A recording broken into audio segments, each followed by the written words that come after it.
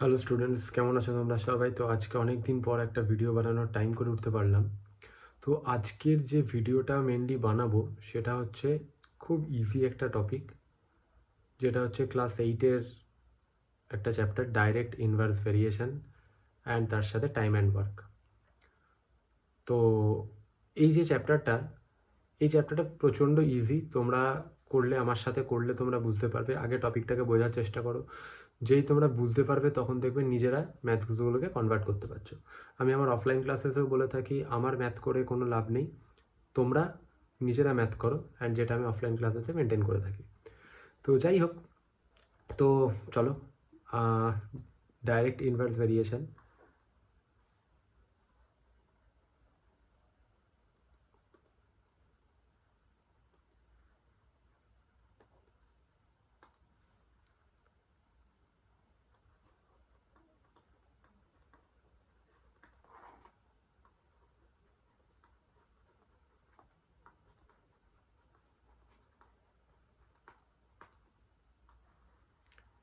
আচ্ছা, তো সেই রেসপেক্টে একটু বলে রাখি, ডাইরেক্ট ইনভার্স ভেরিয়েশন আগে টপিকটা বুঝবো, দেন তারপরে সেই রেসপেক্টে আমরা এমএল আগরওয়াল, আরএস আগরওয়াল বা হোয়াট এভার যে রিসোর্সেসগুলো আছে তার রেসপেক্টে আমরা কিছু কিছু নিউমেরিক্যালসকেও অবশ্যই দেখব। তো সবার আগে আমি ডাইরেক্ট ইনভার্স ভেরিয়েশন বলার আগে টপিকটাকে বলি। আমার যে এখানকার মেন টপিক সেটা হচ্ছে, তোমরা ক্লাস 7-এ অলরেডি এটা করেছো, যেটাকে আমরা বলে থাকতাম একটা ইউনিটারি মেথড।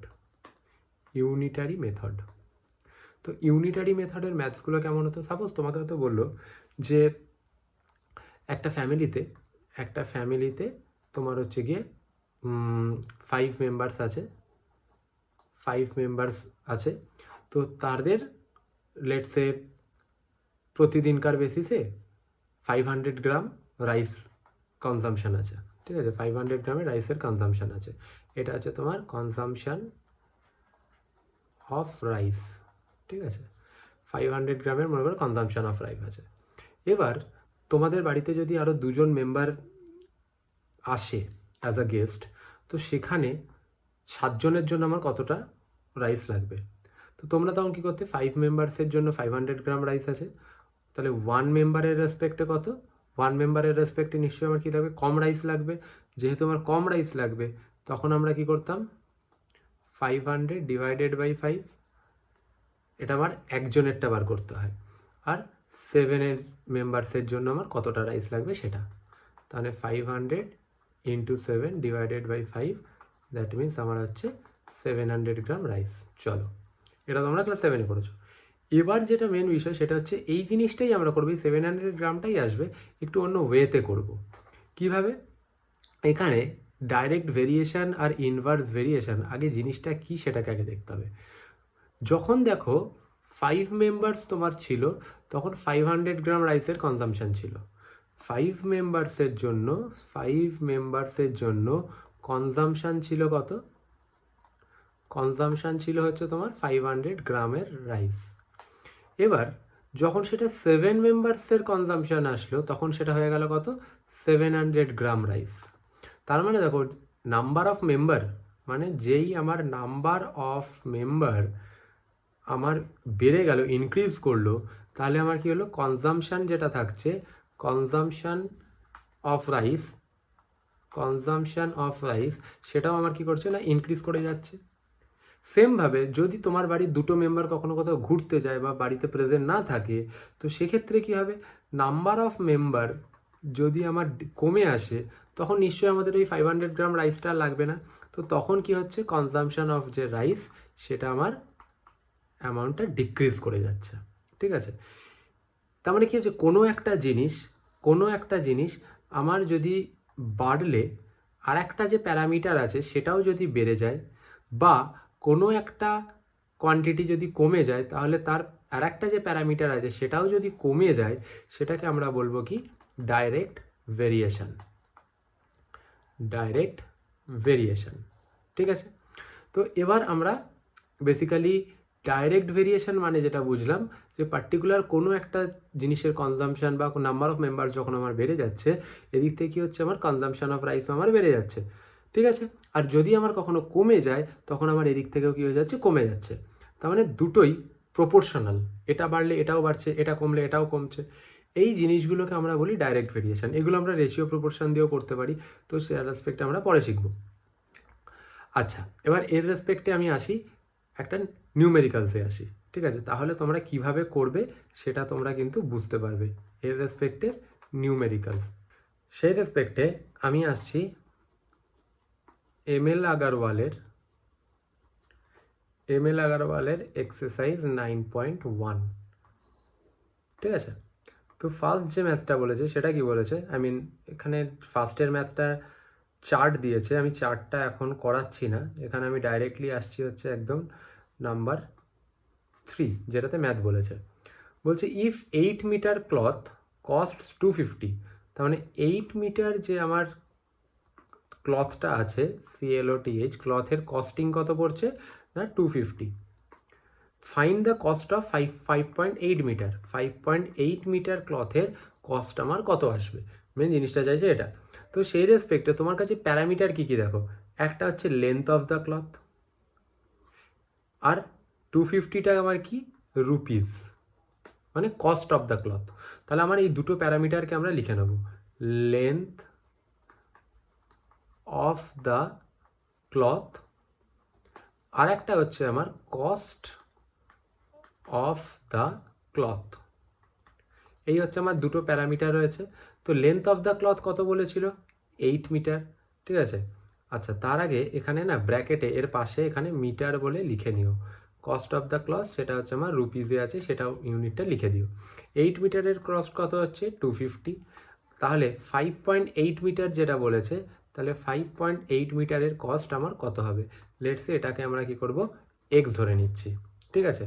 এবার এখানে একটা স্টেটমেন্ট দেবে যে as the cost of cloth increases with the increase in length, so they are in direct variation, ঠিক আছে? এই স্টেটমেন্টটা কিন্তু অবশ্যই দেবে। এইবার তাহলে আমার এখান থেকে কি দাঁড়াচ্ছে, এটাকে আমরা এক্স ধরে নেবো। এবার সেই রিলেশনে যদি আমার ডাইরেক্ট ভেরিয়েশনে থাকে, তখন যে দেখো এক্স যে টার্মটা সেটাকে কিন্তু আমি এখানে রেখেছি, ঠিক আছে, নিচে রাখা রয়েছে। তো সেই রেসপেক্টে আমার কি থাকবে, সবসময় মনে রাখবে যেমন আছে অ্যাজ ইট ইজ, সেটাকে কি করো বাই করে লিখে রাখো, 8/250 ইকুয়ালস টু 5.8/x। এবার আমি চলে আসি ক্রস মাল্টিপ্লিকেশানে, 8 into X equals to 5.8 into 250, তাহলে এক্স ইকুয়ালস টু কত হচ্ছে 5.8, এটা এদিকে মাল্টিপ্লাই আছে, এদিকে আসলে কি হয়ে যাচ্ছে আমার ডিভাইড হয়ে যাবে, 250 ডিভাইডেড বাই 8। এবার এটাকে আমি ডেসিমালটাকে তুলে দিলাম, আমার ইন্টু 10 চলে গেল, তাহলে আমার এখান থেকে 2 দিয়ে গেলে 29, 2 দিয়ে গেলে হচ্ছে আমার 4, ঠিক আছে? তাহলে আমার জিনিসটা কত আসছে, 4 দিয়ে আমি যদি এটাকে কেটেও দিই তাহলে আসছে আমার 6.25। এবার 6.25 ইন্টু 29 করে কত হচ্ছে দেখো, 545, 181.25 এরকম কিছু একটা আসবে, ঠিক আছে? তাহলে এক্স এর ভ্যালু কত আসছে, কাটাকাটি করে ডিভাইড করবে জাস্ট 181.25, ওকে? সেই রেসপেক্টে যেমন নাম্বার 4, সেম ম্যাথ, নাম্বার 4 কি বলেছে, ইফ এ লেবার আর্নস এত per week how much will he earn in 18 days, ঠিক আছে? তার মানে এখানে আমার কি আছে, আর্নিং হচ্ছে আমার একটা প্যারামিটার, আর একটা কি রয়েছে আমার নাম্বার অফ ডেজ। তাহলে আর্নিং কি রয়েছে দেখো, আর্নিং হচ্ছে 3360, নাম্বার অফ ডেজ কত বলেছে 7, নাম্বার অফ পার উইক মানে হচ্ছে 7 ডেজ, 7 ডেজে ওর ইনকাম কত আসছে 3360। তাহলে তো বলছে how much will he earn in 18 days, তাহলে 18 ডেজ এখানে আমার কত মিনস হচ্ছে এটা আমার এক্স। তাহলে তুমি এখানে কি করবে, সেম স্টেটমেন্ট লিখবে as the number of days increases the earning will be more, ঠিক আছে। So they are in direct variation. দেখো, সে যদি নাম্বার অফ ডেজ তার বেড়ে যায়, সে বেশি দিন কাজ করে, তাহলে কী হবে, সে বেশি ইনকাম করবে, তাহলে নাম্বার অফ ডেজ বেড়ে গেল, ইনকামও বেড়ে গেল। এবার যদি সে কম করে, নাম্বার অফ ডেজ কমে যাবে, ইনকামও কমে যাবে, তার মানে সেটা কী হচ্ছে আমার ডাইরেক্ট ভেরিয়েশন, ঠিক আছে। এই জিনিসটাকে বুঝবে, ডাইরেক্ট ভেরিয়েশন। তো এই যে আমার ডাইরেক্ট ভেরিয়েশন, তাহলে তোমাকে কি করতে বলেছি, যেমন আছে বাই করে লিখে দাও, 3360/7 ইকুয়ালস টু কত হচ্ছে x/18, ঠিক আছে। তাহলে x ইকুয়ালস টু কত আসবে দেখবে 3360, এটা 18টা এদিকে ডিভাইড আছে, এদিকে গেলে কী হয়ে যাবে, মাল্টিপ্লাই হয়ে গেল, বাই এখানে আমার 7 দিয়ে আমি যদি এটাকে কাটি, তাহলে 7 4 780, ঠিক আছে। তাহলে এখান থেকে তুমি করবে 480 ইন্টু 18, এটা করে কত আসছে, এটা আসবে 8640, ঠিক আছে। এই অ্যামাউন্ট অফ মানিটা you will earn in 18 days. এবার সেমভাবে যেগুলো রয়েছে একইভাবে করবে। দেখো 4-5ও সেম বলেছে, 5-6 তোমরা বাড়িতে করো, আমি সবসময় অফলাইন ক্লাসে এরকমভাবে করিয়ে থাকি। 7 সেটাও সেম, বাড়িতে করো। এবার এখান থেকে আমি একটা যেটা তোমাদের তবুও দেখিয়ে দেবো, যেটা একটু ইম্পর্টেন্ট, সেটা হচ্ছে 8-এর ম্যাথটা।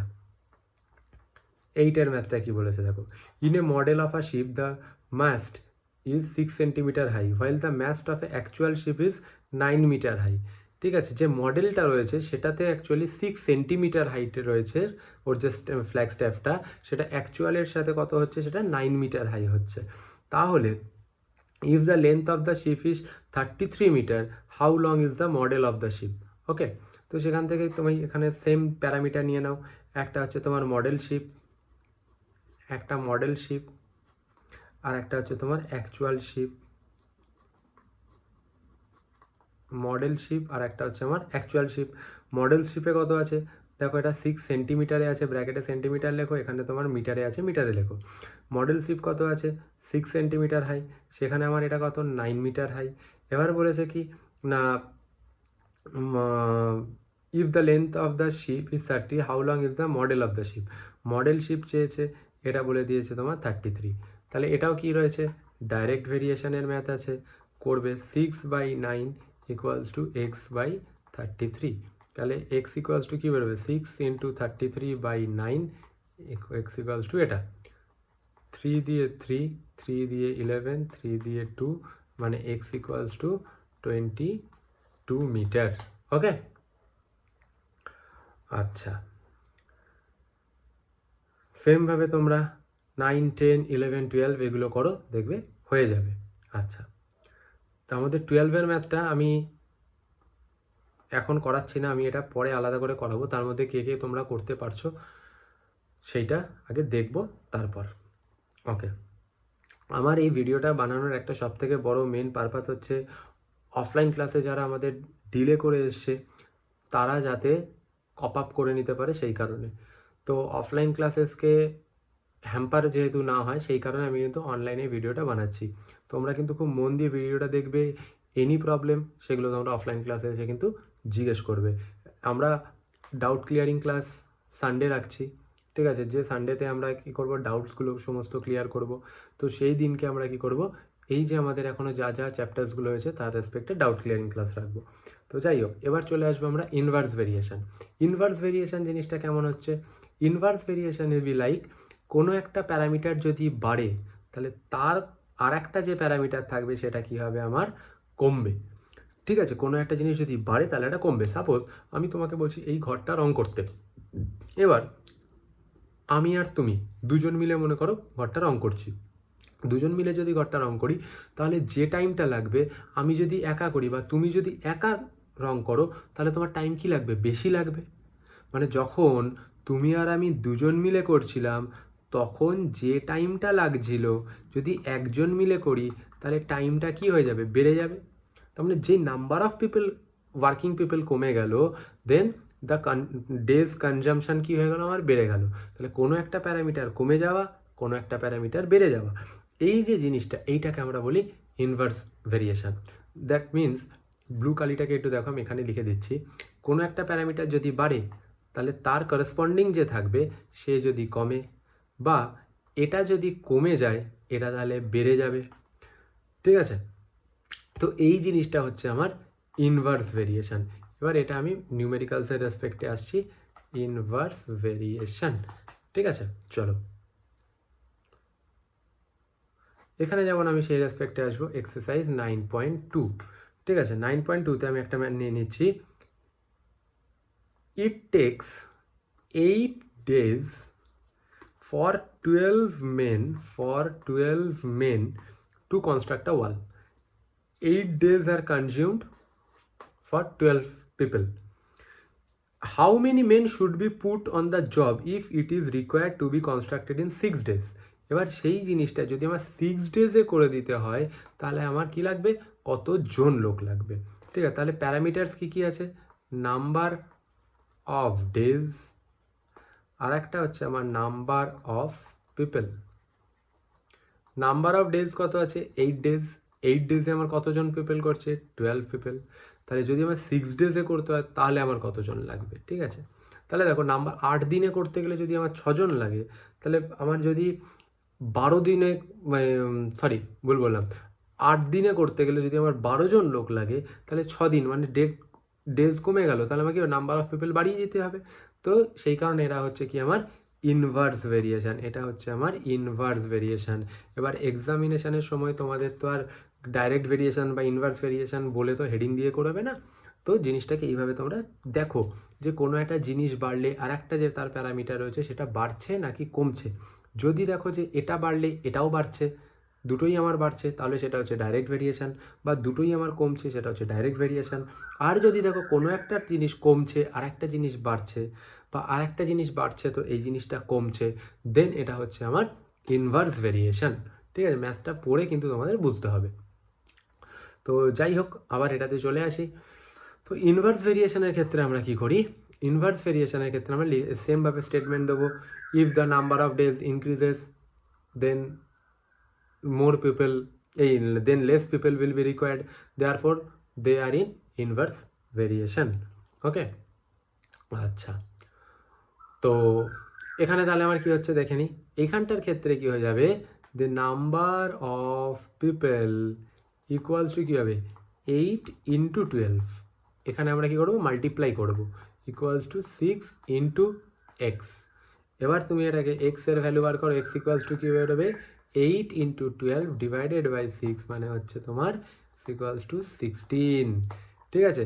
16 জনের আমার কী হবে রিকোয়ারমেন্ট থাকবে, কোনো একটা জিনিস বাড়লে আর একটা যদি কমে যায় তাহলে সেটা হচ্ছে এটা। আচ্ছা, এটা আমি করলাম তোমাদের নর্মালি 6-এর নিউমেরিক্যালস। আর একটা নিউমেরিক্যালস দেখাই আমি এখান থেকে, 7-এর নিউমেরিক্যালসটা দেখাই। বলছি 8 ট্যাপস, 8টা কী হয়েছে ট্যাপস আছে, taps, 8 taps through which water flows in the same rate can fill in tank, 8 taps can fill in 27 minute. 27 মিনিটে কী হচ্ছে ও ট্যাপটা পুরো ট্যাঙ্কটাকে ফিল করতে পারে। এবার বলছে if 2 taps go out of order, মানে কি দুটো ট্যাপ কী হয়েছে, 2 ট্যাপস আমার হয়ে গেছে কি আউট অফ অর্ডার, মানে খারাপ হয়ে গেছে। তো যেহেতু খারাপ হয়ে গেছে তাহলে ওয়ার্কিং কন্ডিশনে কটা, ওয়ার্কিং কন্ডিশনে ওয়ার্কিং ট্যাপস কটা আছে, ওয়ার্কিং ট্যাপস আমার নিশ্চয়ই 8 - 2 মানে হচ্ছে 6 ট্যাপস রয়েছে।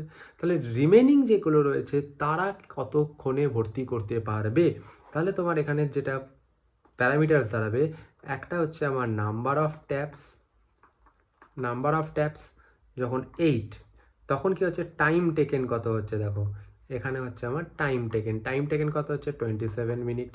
যদি 6 ট্যাপ থাকে তখন কত, যদি নাম্বার অফ আমার যখন কমে যাচ্ছে, নাম্বার অফ ট্যাপস যখন কমে যাচ্ছে তখন আমার কী হবে টাইম টেকেন কী হবে বেড়ে যাবে।